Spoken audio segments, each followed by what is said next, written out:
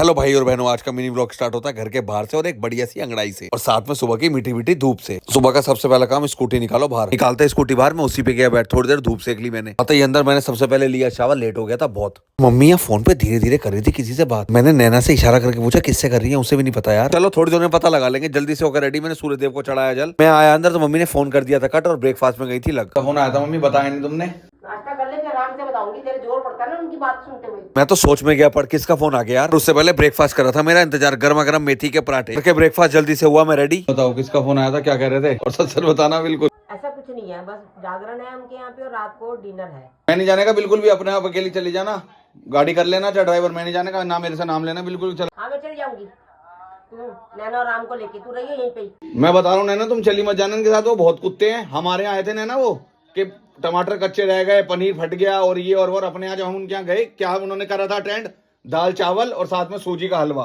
तेरे तो रिश्तेदारों का नाम सुनते ही तेरे तो रोंगटे खड़े हो जाते हैं। जब वो हैं इतने कुत्ते और अकेली चली जाना, मैं नहीं जाने का। हम तू जाएगा?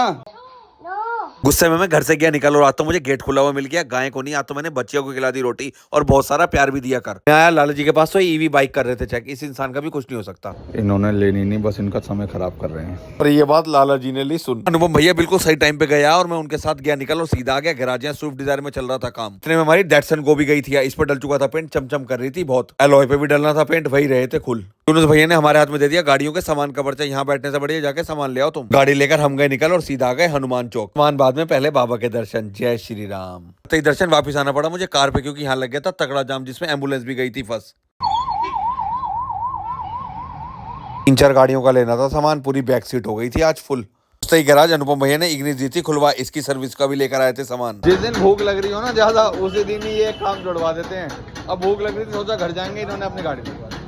A few moments later. आते ही कपड़े करके चेंज, मैं सीधा आ गया जिम। कल भी गया था छूट, और आते ही अपना वार्म अप कर दिया था मैंने स्टार्ट। स्ट्रेचिंग करी अच्छे से, और यहाँ हमारे कोच साहब के बच्चे भी आए हुए थे आज। आज मेरा डे था चेस्ट का, और जो कि मैंने बटरफ्लाई से करी स्टार्ट करके। बटरफ्लाई मुझे माधव भाई गए दिख, इन्हें बुलाया मैंने अपने पास, थोड़ी सी एक्सरसाइज सिखा दो यार। ये हमारे इतने अच्छे एकदम गए लेट और एक्सरसाइज दी मुझे सिखा। ठीक है कोच साहब, बिल्कुल सही करूंगा।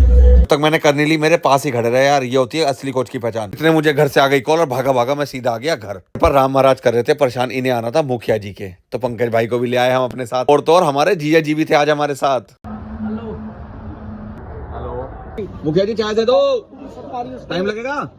कोई नहीं, कर लो कर लो। बड़ा ट्रक आया? कहाँ है? अच्छा बैठ जाओ, आप बैठ जाओ, नीचे बैठ जाओ। हम इतना प्यारा सिर्फ एक फैन में गया मान। हमने पी गर्मा गर्म चाय और हम आ गए घर। काउंटर आज हो गया था खराब, तो काउंट होते 6500, यही लगाते हैं विराम। जय बाबा की, जय श्री राम।